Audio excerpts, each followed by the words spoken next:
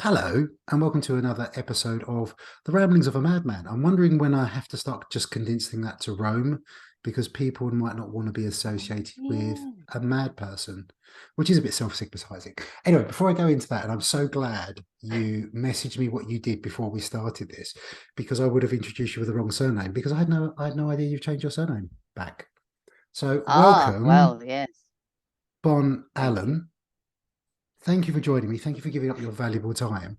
You are possibly one of the most fascinating, and I mean that in the most complimentary sense, people that I know. And I thought it'd be wonderful to get you on, have a little bit of chat about where you've been, what you've done, some of the things that you've experienced that most people would not have a bloody clue about, and some of the really Yeah. exciting things that you have in the pipeline as well. So, for the people that might not Yeah. be aware of you, Bon, just in a nutshell, Yes.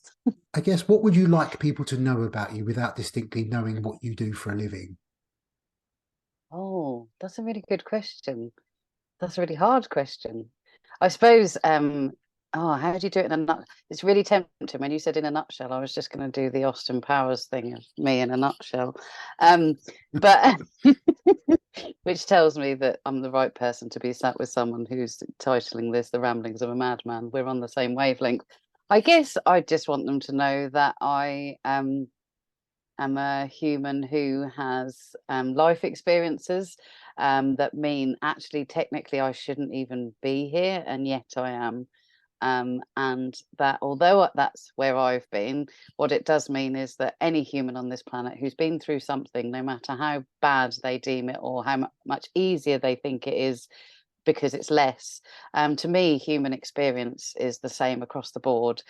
So I think that's the one thing I want people to know is although what I've been through when we get into it is quite shocking and quite different. Actually, I much prefer it when people come to me when they've been through stuff because they can associate with surviving and thriving, that I don't view anyone else's experience as any less traumatic or terrible or difficult because we're all individuals and we all experience stuff in different ways. So because people always come to me and go, "Oh, I can't say about such and such because it's nothing compared to what you've been through." And I always say, "Well, that's not true, is it?"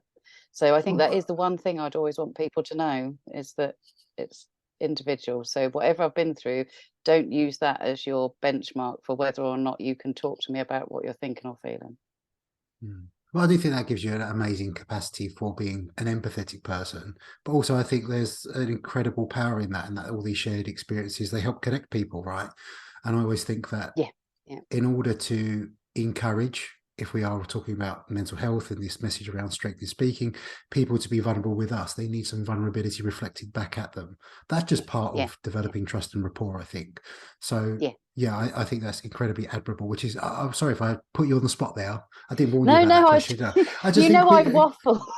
no, not at all. I just think from an identity standpoint, and something I've kind of referenced already, although this podcast is in its infancy, is we tie ourselves in with an identity and often what we do or what we're well known for. Well, I know what you do. People only need to visit your social media pages to have an understanding of what you do.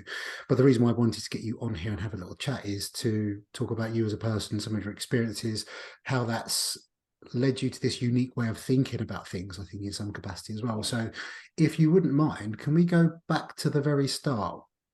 Yeah. Yes. So and I'll try and do this as condensed as I can because there's been a lot of years in my life so far. I'm getting old, so I kind of try and keep it short.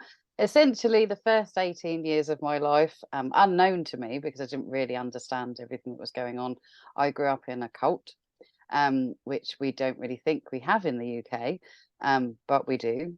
They're very clever in the UK. Like we're less kind of out there than other countries, shall we say? So it's a lot easier to hide what it is. Um, and it was very traumatic, very controlling. There was a lot of violence involved in my growing up. And but to me, I thought it was normal because I didn't talk about it outside of the home because why would you? Like you don't, as a young person, question stuff until you hit your teens, and then you start to question everything. Um, so that was kind of my early experience, and I always use sort of one example to outline sort of the level of violence and kind of things that I experienced and how I normalized it. So I use the example of when I was 3. My mum had some bone handled tweezers. Obviously in the 70s and 80s, bone handled stuff was big. I don't think there's any of us that grew up in that time that don't have some memory of a grandparent having bone handled cutlery or whatever. It was a thing, wasn't it? And I'd stolen them out of her bedroom because I was fascinated by them, and I lost them because I was 3 and I had no sense of responsibility. And she realised I'd done this, and she was really, really angry. And so I told her that my kitten, Ginger, who was about 6 months old, I think, had stolen them. Like, it was him that did it. Logic, my brain, that would get me off the hook. And to make it more convincing, I leant down and was saying to him, "What have you done with Mum's tweezers, you naughty cat?" I was a comedian even back then. And as I was talking to him about it, he was a cat, and to him, this swinging 3-year-old's face, right in his face, he just took a swipe and he caught my eye. And I was really lucky that it didn't do any permanent damage. But to teach me a lesson for lying and for involving the cat in that lie, my birth parents made me watch later that day as they buried my cat alive. And I didn't know that wasn't normal until I was 30. Wow. So for all of my life, I grew up believing that if an animal injures a human, you killed the animal. I mean, I haven't done that. I never continued that behavior because I've not been injured by an animal since. But that was my belief. And it was only actually on a car journey with a friend that I was saying, "Oh, I used to have this beautiful ginger cat when I was little." And she was like, "Oh, what happened to it?" And I told her, and she just sat there in silence and went, "That's not normal." And Mm. what's shocking is by then I'd known for a good 12 years that how I grew up wasn't normal, but still there were elements that were coming out over time that kind of cemented. And it wasn't until we went into fostering and I had to go through the whole process of being assessed for that, that I got to sit down with a social worker and coincidentally with a police officer because of what I disclosed in the assessment. And they both just said, this is the kind of thing you come across once in a lifetime in our jobs, that your growing up was that. And it was quite a pivotal moment because a lot of what I judged myself on in my adult years had been based on actually not understanding the impact and not understanding how abnormal it was. And I don't share the whole story of it because there's 18 years of that. And the key things are, it was very closeted. We didn't have TV, we didn't have mainstream music. I didn't socialize like other children did. And there was a lot of control and a lot of violence involved. And those are the key things that contributed to who I am as a human being, as me now. I think when we talk about human experience, it's really important, particularly like we're talking about that vulnerability, is there are a lot of people out there sharing their stories, but they've not quite come to terms with some of it. And I think when we want to share a story and allow people to connect and it to have power, it has to be what I call, it should be a scar, not an open wound. As the humans that are there sharing that, we need to be in a place where we've dealt with every element of what that has done for us, and therefore have the strength to be able to really impact other people in a positive way. So that's kind of the first 18 years of my life. My next sibling down from me is only 11 months younger. And I was always blamed for that because I was told I was such an amazing baby and that they wanted more and they wanted them quickly. I carried a lot of guilt for that and realised that that's ridiculous because I would have been 6 weeks old when he was conceived, and that's really not my fault. I can't help being adorable. I've continued that on throughout my life, as you know, Dan. So me and him were very close in age, and we both had very questioning minds. And so by age 18, we were at each other's throats. He unfortunately went down the route of drugs and alcohol. And so we butted heads a lot. So I got kicked out because I was the oldest. And that was when I discovered the real world. So having grown up in a very rural area, I was dropped off by my birth parents in a town that I'd been to once in my whole life, had no clue about anything, and there was the big wide world, and I had to survive. And I managed to just about.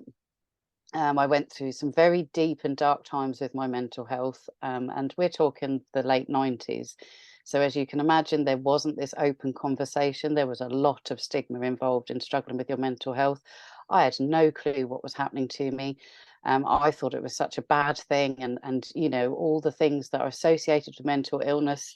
I was going through obsessive compulsive disorder. I was having eating issues, you know, and I was really struggling. There was a very deep and dark depression there, and that kind of culminated at 21, where I did, you know, think that the best option was for me to not be on this planet, you know, and that wasn't about me in that moment. That was about, I felt like I was such a burden on everyone else because I was trying to explain all this complex stuff, but I was so close to it having happened, and also still kind of in that stage where I didn't quite believe it in myself. You have this doubt of, did I imagine all of that? That I wasn't able to articulate really what was going through my head, or really what my experience had been. So again, I would say to people, like, when you're in those moments and struggling, just don't let go.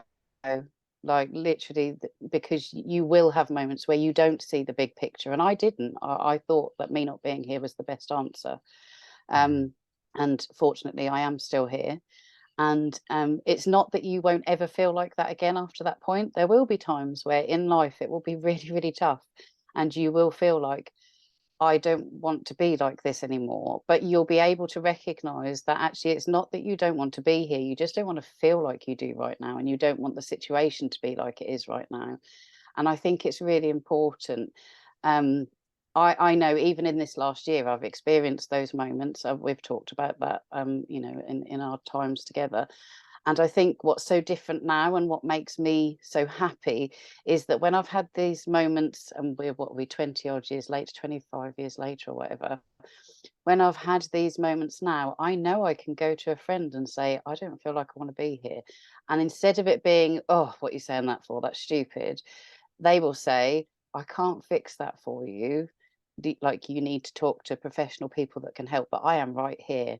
And to me, that is amazing, because to go from the late 90s, where if you said that, people were like, oh, you're, you know, you're the worst thing ever, to being able to feel you can open up. So I would say to anyone who's experiencing those thoughts and feelings, you can talk to people. Do not ever feel you can't, because there will be people in your life who would absolutely rather you told them that than not. So that was my early life. When I left home, 2 weeks later, I met my now ex-husband.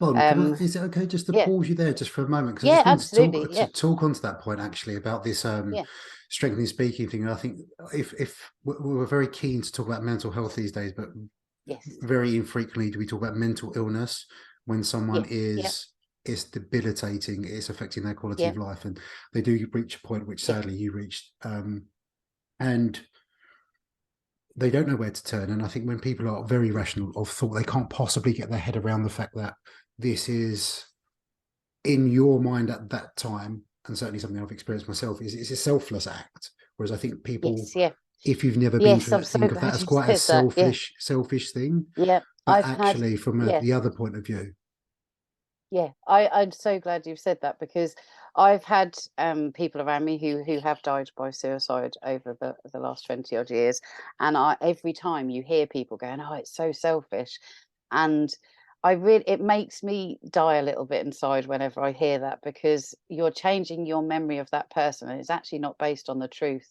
Because in that moment, I can tell you from being right there, I wasn't thinking about myself. I genuinely thought that my non-existence would make everyone else's lives easier. And it's that is what people are feeling in that moment. And I know that's common to each and every one of us who have been there, because every person I've spoken to who has had that moment and been in that space says the same thing. It's not about them, because in that moment you are not thinking, I want the pain to end as such. You are literally thinking, my pain is such a burden on the people around me that I need to make that easier for them.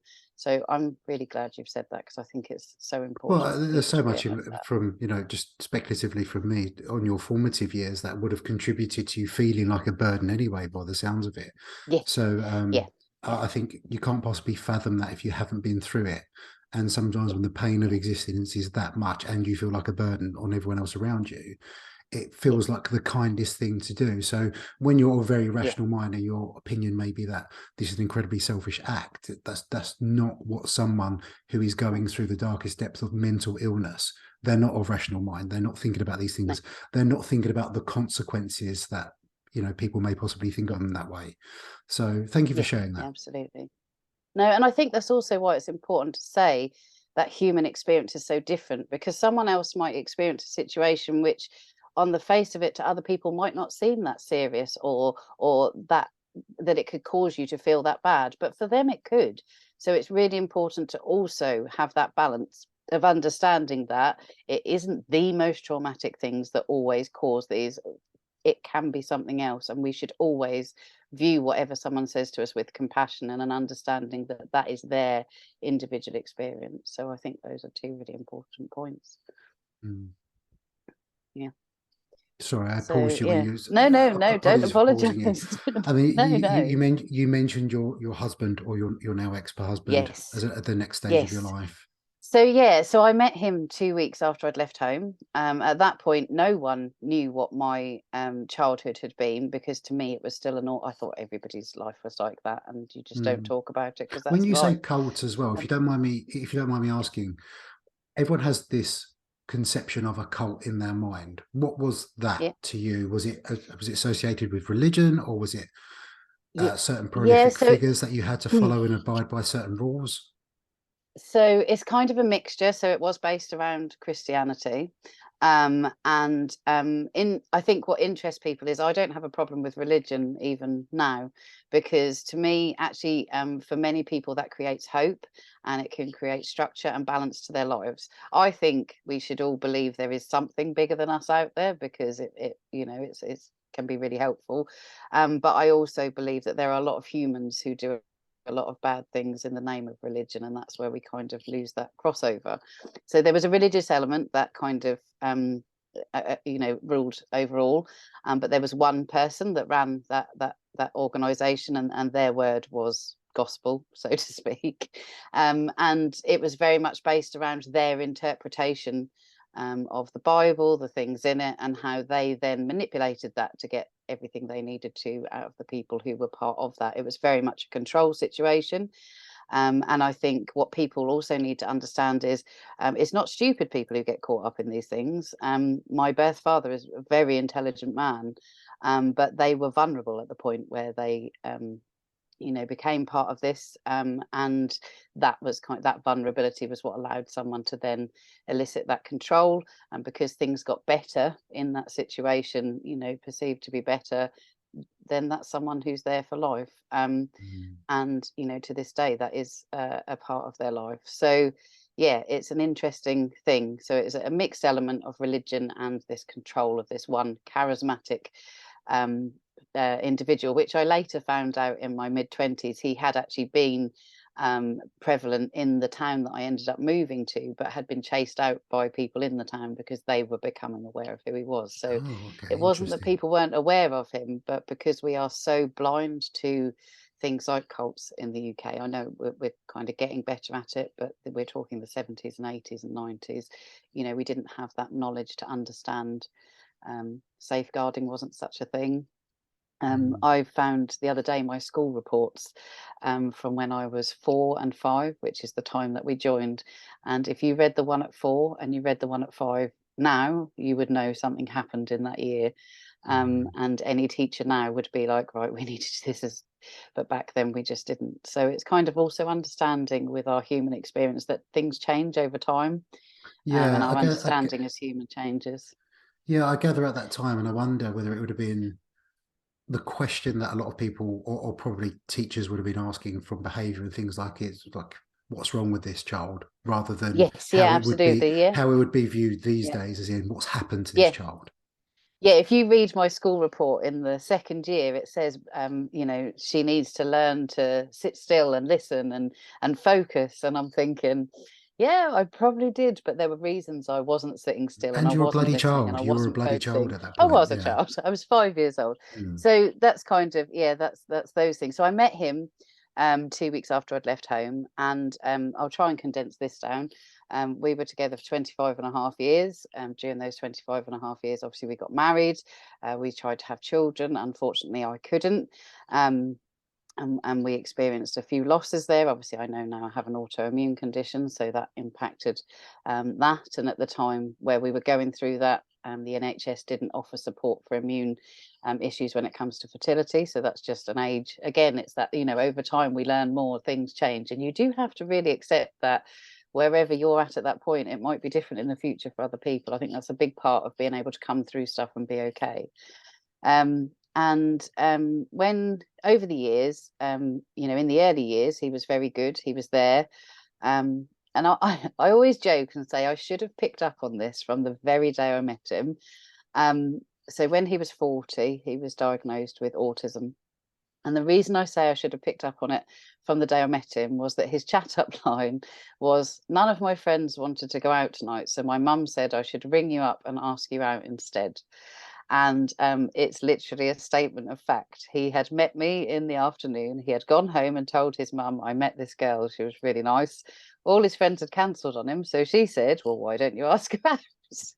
And it is probably the most autistic chat up line in the history of chat up lines, but I didn't see it right then. And despite the fact that things have ended the way that they have, and obviously this is probably the first time I'm talking more publicly about this, you know, without him, to a degree, I probably wouldn't be here, because the way he functions as a human in those early years meant he dealt with more than most people would have, in terms of my you know, my depression, all of the behaviors that I elicited. He put up with a lot more than many people would have. But just over the years, obviously, we both grew as human beings.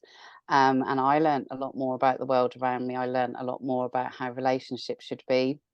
And it just became really clear that we were both unhappy. And it wasn't because we were terrible people, but as an autistic man, when he was diagnosed, they actually refused to diagnose him until they met me, because they couldn't believe he'd been in a relationship for 20 years. They couldn't believe that he had maintained that. And so I had to go in and meet with the psychologist, and we sat down, and they were like, you know, he has scored so highly, you know, we can't understand this element of his life. And then I talked a bit about my childhood and stuff, and they were like, oh, it makes sense. You know, you were someone who came in a different place to where you are now, and now that makes sense. So, you know, we just recognized that as human beings, we were miserable together, because for him, actually having to think about someone else's thoughts and feelings isn't an easy thing. And he'd done really well to function as he has all these years, but he was tired. He was really tired. And I was really tired, because I was functioning for two people. So neither one of us were happy in that. And so, yeah, so a year ago, we made that decision. So it's been a lot, and over those years, obviously, we've fostered for quite some time, and had some phenomenal experiences there, but also had some very difficult experiences. My first foster placement, unfortunately, she passed away when she was 25 from an overdose. And that was very difficult in itself. And I do freak people out a little bit, because when I talk about her, it's always happy. I talk about her in a happy way, because she was a phenomenal young person, and she had survived an awful lot. And I have so many good memories of the stuff she used to get up to. When she came to us, she was pregnant.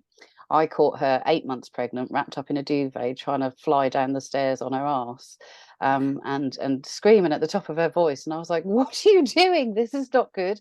Oh, I never got to do this when I was a kid. And I'm like, that's great, but can we wait till the babies come out and then we'll do it? Like, I don't want to do both at the same time. So I have so many good memories, and people do get freaked out when you talk about a child that has passed.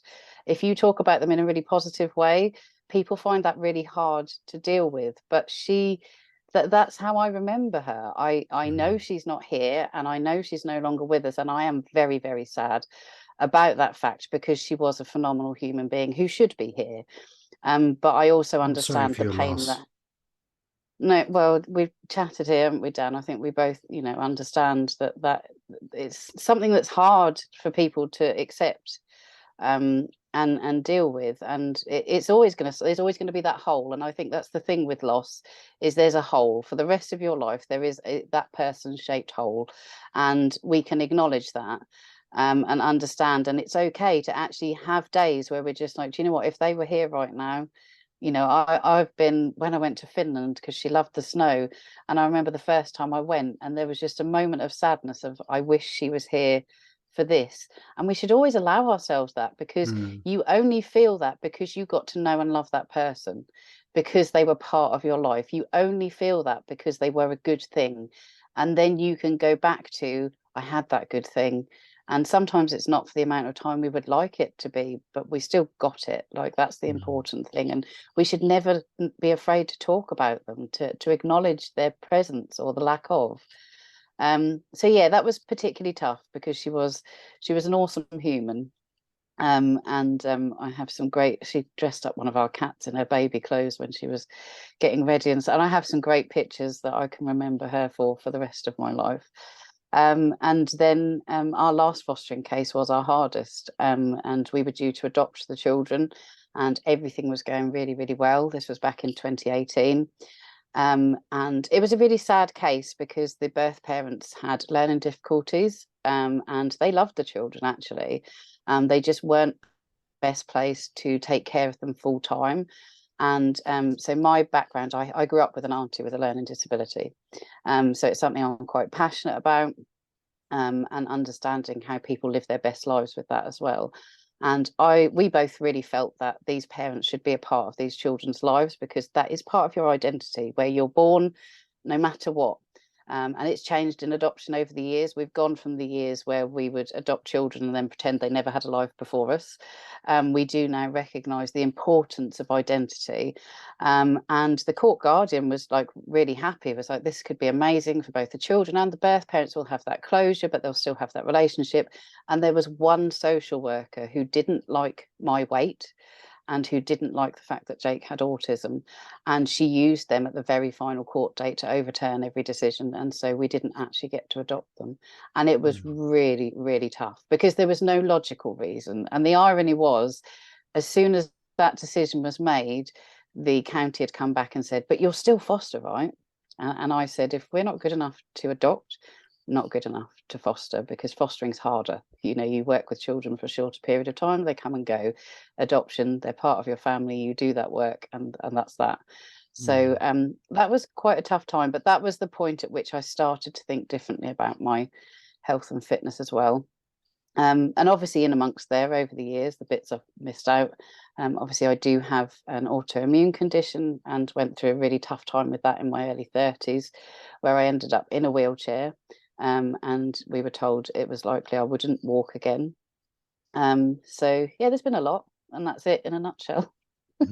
Just those few minor details, just those few things. those minor hurdles I've experienced in my formative years and everything else. Thank you for sharing that. That sounds incredibly tough, but I think a credit to the wonderful human you are now, and that, the way you deal with that, with an element of humor, and just and humility, the way you communicate that as well, the fact that you've got the vocabulary to articulate that, because I don't think a lot of people have. And I think when we speak about these things and sharing experiences, we do take for granted sometimes people have the communication skills for that's something not everyone is born with. That's something that people can cultivate and develop. But having the vocabulary, and also the courage that comes with sharing that message is something quite unique as well. So thank you for that.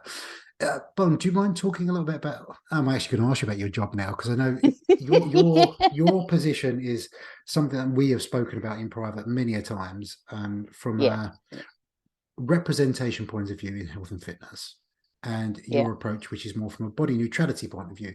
What the bloody hell is body neutrality for people that don't have an understanding of that? If I had £1 for every time somebody said that, I could probably retire, Dan. Well, I mean, just for the sake of the list, humour me, just for the sake of the people listening that may not be aware of that phrase.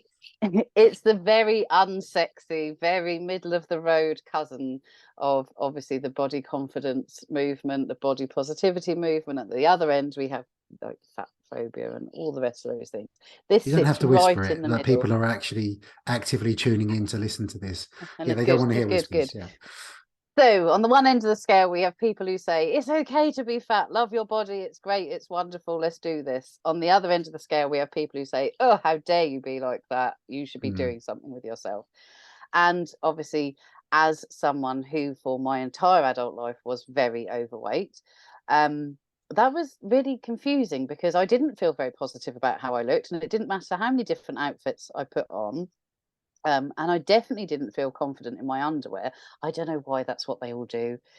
This is something I don't understand, is why is it that posing in your underwear signifies how much confidence you have? Like, I don't get it, but that's a whole other I story. think some of my opinions. My thought in a nutshell with body positivity is that it's so wrong because it places the same unnecessary and unwarranted expectations on people, because it is entirely unrealistic to love your body Mm, every single yeah, day and yeah, every single moment of that. That's just not absolutely. how Yeah. anyone experiences the world. There are Mm. grades and No, shifts and and that's spectrums of emotions and how we feel about ourselves. exactly that. And that brings us very nicely into what body neutrality is, because body neutrality says it's okay to love your body. It's also okay to have things that you don't like about it, that you don't celebrate, that you don't feel positive about. And that's fine, because actually your body isn't the most interesting thing about you, and it isn't where all of your value is placed. So instead of focusing on how you look, how about we think about the other values that you have as a human being? How about we think about the things your body can actually do? Like, even as basic as your heart pumps blood around your body all day to keep you going. You know, your lungs breathe in and out air. So it's like really simplifying things. And it was a game changer for me. Like, I didn't understand what it was initially. And then I learned as much as I could about it. Obviously, the world around us still doesn't really know enough about it, which is why I refuse to shut up.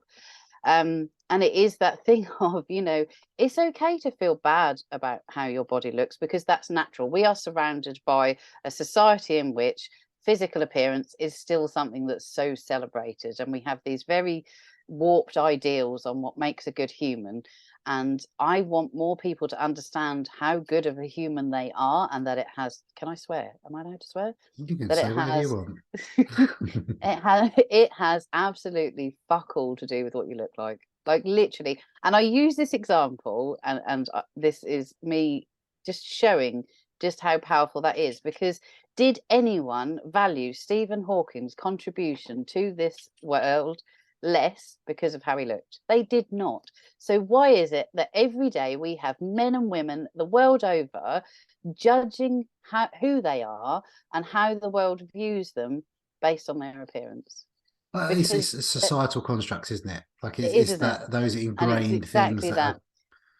Yeah. So I want more people to understand that how you look has bugger all to do with your value. There is so much more to you. And that's what I do as a coach. I get people to focus on all the other bits, and understanding that we can rock up to sporting events in any body, and we can still go and enjoy them. I'm still a marginally potato shaped human, and I don't say that to degrade myself, it's just a fact. And I'm okay with that, because my body can do stuff that other people's can't do. And it's so important. Like, for me, actually coming to terms with infertility didn't happen until almost 4 years ago, when I learned what my body can do. And in that year, I finally let go of feeling so guilty and so bad about what it couldn't do, because finally there were things it could do. I mean, I laugh and joke now and say, I don't piss myself when I go on a trampoline, and my boobs are still at a decent height. So, you kind of finding the fun in what's happened. But actually, body neutrality is so much more powerful than we realize. And just because it doesn't have some polarized views on it, means it's not getting the attention that it should do, because it is the Mm. most powerful message on body image that there could be. And I just feel really strongly about that. So I've kind of It's almost indifference. taken, It's almost the promotion of indifference, isn't it? It's like your yeah, body shouldn't yeah, preoccupy your mind all of the time, which yeah, I think absolutely. really that's what people who are striving for more confidence want to experience. It's not Yeah, necessarily the praise and the accolade that comes from being single digit body fat levels. It is yeah. just And I can tell you, not like, thinking about that I've stuff. lost. Yeah, and I obviously don't talk about how much I've lost in terms of weight, because, like, I just think it's irrelevant. But if you were put it into a figure, I've lost over the weight of your average influencer. And I can tell you that doesn't change actually how you feel about your body, because your brain will still see the old body. Like, it will literally go, nothing's changed, and you will have to force yourself to look at how it has. So thinking that you will be happier when you are X size or shape or weight, which is what a lot of these programs that are out there do, is complete bullshit, because you may feel exactly the same. You might actually even feel worse. So if we take it away from what your body looks like, and instead we focus on long-term health and fitness, how can I take care of my body so when I'm 90 I can be surfing, or just still have the capability to do all those things. And I think that's the trick we've been missing for so long, is that health and fitness isn't about what you look like. It is about taking care of yourself for the long term. And yes, we don't reap all of the rewards right now, but there are a lot. Like, I'm a more confident person. I'll do stuff I wouldn't have done before. There are so many other things I can probably think of, but there's just so much more to it than just that looking better. And I think as a society, we are missing so much of the enjoyment of life because we are so focused on what we look like in those moments. And you see it all the time. People will go to, say, a wedding, and they'll actually have the best time while they are there, and then they will see one photograph of themselves afterwards that they don't like, and it ruins the whole thing. And how sad is that? Because you still had that good time in that moment. It's just your judgment of a photograph that's just taken that away. And So that's so true, and that's such a valid point there, in that changing the shape of your body, whether that's societal perceptions of better in air quotations, doesn't necessarily guarantee that no, you better your body image. And actually, that no. reminds me of something. I was talking to someone I worked with recently, and they were recounting their holiday, and for the first time in a long time, they felt totally at ease going down a water slide. They didn't even think about how their body might look, Yeah, and then they got back from that holiday and viewed the pictures, and that's all they could think about, yeah, which is yeah. It's such a shame. yeah, And also, like, and the point I wanted to stress go there on. is we talk about body neutrality and functionality, and it's on this common misconception, I think, that still on a societal level, that the view is that people in a larger body basically sit down all day, eat, don't exercise at all, whereas you're shattering that misconception. Trying to, yeah, just a I think little you've done bit. an all right job so far, but I think that'd be a Yeah. perfect opportunity to actually mention something that's quite significant that you're doing that's coming up. Yeah, so this is the exclusive, isn't it, Dan? So, obviously over the last year or so I've done a few challenges that I set myself, and that started with the Obviously, marathon. The obviously. marathon the marathon sled pull, which happened a year ago yesterday. I completed that. I kind of set the bar a bit high to start with. I don't think I fully thought this through, because obviously I'm now 44 years old, and then having to think up more and more mad challenges. So I've just found out this morning on email that it is official that on the 1st of April 2023, now I've got to say this right, haven't I? I've got to say the right thing. I will be undertaking my next challenge, and that will be it's a Guinness World Record. So it's the first time I'm going to go for a Guinness World Record, and I will be completing the heaviest deadlift in 24 hours, the female record. And essentially what that means is, over a period of 24 hours, I will lift as much weight as I can. It has to be a minimum of 316,000 kilos. Okay. Um, I know how my brain works, so I know my brain is looking at the men's record. Um, so yeah, there's a lot of maths involved. Yep, and pacing as well. That's not something you can just go out from the mark and just No, bash no, deadlifts out from the start. And I gather with that no. they've got a support team. I say a support team. Yes, You yeah, provide your own support team, but they have their own yes. individual adjudicators, right? Yeah, you can. So you can do Guinness records at different ways. So you can put in an application, which I did, which is the easy one. You just put it in, and they say within 3 months we'll confirm if you can or can't do the record. And then they give you a booklet that has everything you need to do to verify that record without paying a Okay. penny. Which is good going. And I only applied 3 weeks ago, so I was quite shocked to hear back this morning, because I Fast thought, turnaround, nah, yeah. you're not going to hear. Yeah, so very quick. So then there are other elements where you can pay to have someone come down, and you can also like pay to have the full shebang as well. But obviously those cost lots of money. So unless someone sponsors me to do that, I probably will be going a much simpler route. But it is technical. There will be someone having to log every single movement. That, you know, there's lots of rules and regulations for how it has to be done. So I'm really excited, and I'm really looking forward to the training, because it's going to have to be a combination of building up that volume, and deadlift is my favorite lift, but also I need to bang some endurance in there. So there's going to be a lot of hours on that assault bike, yeah, I'm just Amazing. excited to do it. So yeah, it's going to be Yeah, quite I think something. So, fantastic. For the Guinness World Record aside, I think when we're talking about what you represent, what you want to speak about, what you want to champion in the health yeah, space, I think it's incredible, because it's often, I'm sure you've come across the question many a time, is that should fitness professionals or health professionals look a certain way? You know, yeah, and I think yeah. that again kicks that in the face and says, well, what's he got to do with what I look like? Look what my body And can do.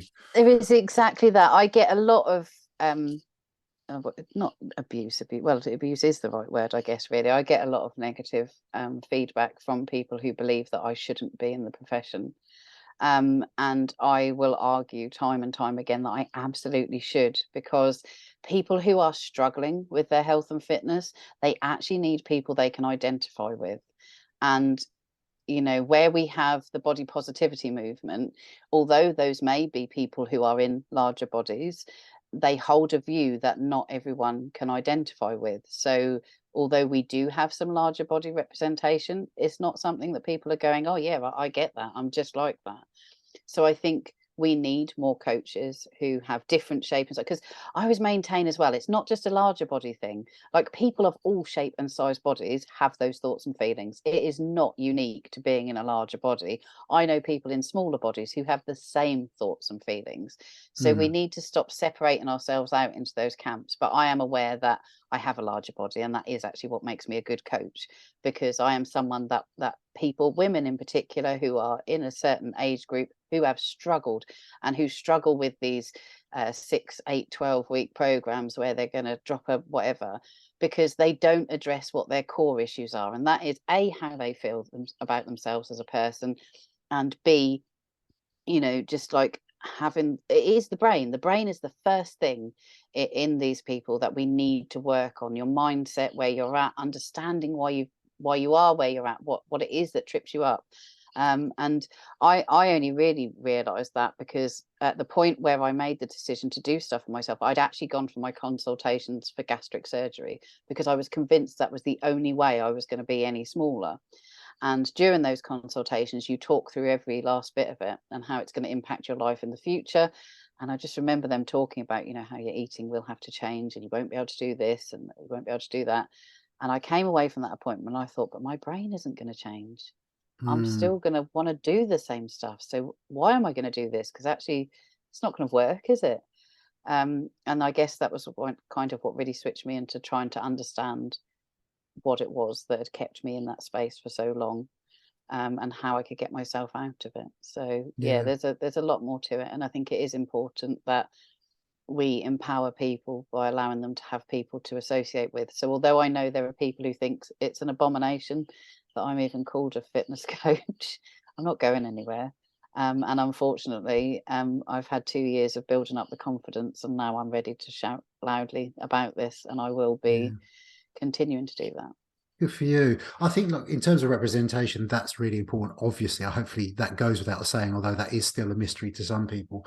But I also think, and I have an awareness, and I mean this from, and you know how I mean this, and listener, I Yeah. don't mean this from a bragging sense, but as someone that has been in a much larger body, that would be closer to what people would class as, I guess, air quotations, more of what would be health and fitness type now, is it does Yeah. frustrate me that, because there's two stances on this. There's the, what the bloody hell is he talking about? He's in no position to talk about those things.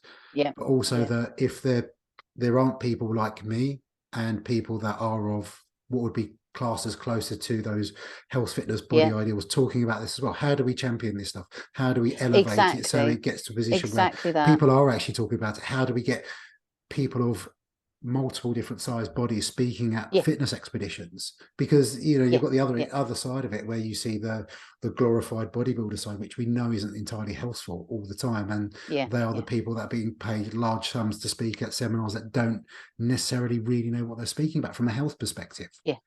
Yeah, yeah. And I think that's the important thing, is there are people in the industry who do get it, like yourself. I've talked to other professionals that I know get it too. And I think it's really important for the general public that they also understand that it is all bodies, and therefore there are people in different shapes and sizes who do get it, who do understand, who are going to support them as coaches, and who are going to help them through that. And that's not just me. I think I'd been so frightened just to be the token fat bird of the industry that I had held back on understanding where I was at. And I've realised it's key that I do actually stand up and shout about it, because my journey is now almost 4 years in, and I'm still going. So I'm going to continue to shrink a little bit, because naturally that's what's going to happen, because fitness is now apparently my thing after all those years of avoiding it with headaches and colds and all the rest of whatever excuse I had to not go in the gym. So it is really important that I get over myself and stand up while I'm still here, because no matter what the future is for me, if I don't say this message now while I'm here at this point, then I'm not doing anyone any favors, and I'm actually, not being fair to people who need that. So I think it's just really important that we acknowledge that it's an all bodies thing, and just because of someone's shape or size of body doesn't lessen. Just as for me, talking about fitness shouldn't be any less powerful from me just because I am potato shaped. Someone like yourself talking about body neutrality has no less power, because you understand what underpins it. You are there to support people because you believe that message. And I think that's really important to acknowledge from both sides. Thanks for saying that. I think from when we talk about the behaviors associated health behaviors, is that is what health and fitness is. We're talking about the behaviors. Like, it just Yeah. so Yeah. happens to be that that's been represented by certain body shapes, but actually, Yeah. I know, from our discussions, how hard you do train. You're taking on massive physical feats of it does shatter that misconception that actually all people in larger bodies are just sitting home doing nothing, Yeah. with I the mean, inability to control how much they eat and things like that, which is yeah. it's boiled down to ignorance, basically. Yeah, it is. Because when you look at me I've had someone judge me in the last 6 months, this, and said all sorts of things about me. And it showed that they hadn't actually took any time to get to see what I do, because I'm someone who took up rugby at 44, who trains regularly, who eats well, who has literally, like we say, lost that entire I think it might be more, it might be an influencer and a half by now, you never know.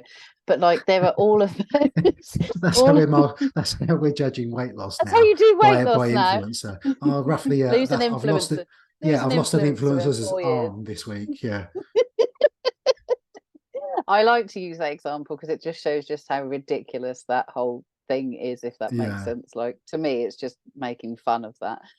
But yeah, so like, if you looked at me and you didn't know me and you didn't know any of what I did, people will make that judgment. They will literally stand there and go, well, that's someone, and I saw someone who is a coach in the industry say on their stories a few months back, oh, I hate when you see a really large person drinking a caramel frappuccino. And I'm like, you're literally giving people the right to judge people based on what they put on their body, but knowing nothing else. Yeah. And I think that's just the key thing as well, is do what you want to do with your life. Stop worrying about the judgment of others, because it is a snap judgment and they know nothing about the rest of your life. So I love it when people judge me and get it so wrong, because the reality is so very different. And I know that. Mm. So yeah, it's just really important that you just don't allow anyone else's judgment to impact you unless they really, really know you. And there's someone who could say something, and it would be constructive anyway. So it wouldn't be like that, would it? Mm. I think that's such a valuable So message, because I think for a lot of people, their inner critic is bloody loud enough. There's nothing you yeah. can tell them that they haven't told Oh, themselves. And I think this and is definitely one of the things with larger people, because when I was a very overweight teenager and I got called all the names on, I did not know those things. Of course, I bloody knew them. I didn't yeah, need strangers to yeah. tell me that. Yeah, someone else had once said a few years back, and another coach said, "Oh, what alarm bells must have been ringing on the way to whatever weight this person was." And I was just like, "Yeah, of course they bloody are. We can hear Mm, them. We're just not ready to do anything about it." So it's not that we're not unaware. I was well aware. I lived every day in that body. I had to move it in the way that I had to move it because I was there. I wasn't ignorant to that. And I think again, mm, that's that misconception that that's how we all are, and it's not at all, and it just really does need to change. But likewise, outside of body image, I've realized there are things I've judged myself on, that inner critic, for so many years.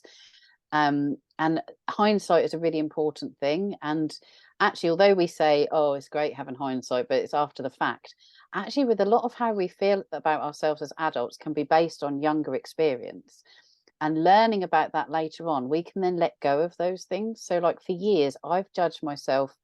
So when I started school, it was sort of said that I was very intelligent, and I had a reading age that was well above my age, and I was going to go far. And when it came to my GCSEs, I went home and told everyone I'd failed all my GCSEs. In reality, I'd got 1A, 7Bs and a C.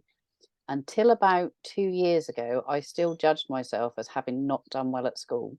mm. Now I look back and I think, when you think the amount of trauma you were experiencing, and yet you still got those grades in your GCSEs, that tells you you were who they thought you were. You were just, and so I've been able to let go of that and go, do you know what? It's not the worst thing in the world that you didn't do all the things people thought you should have done academically, because you got through that time.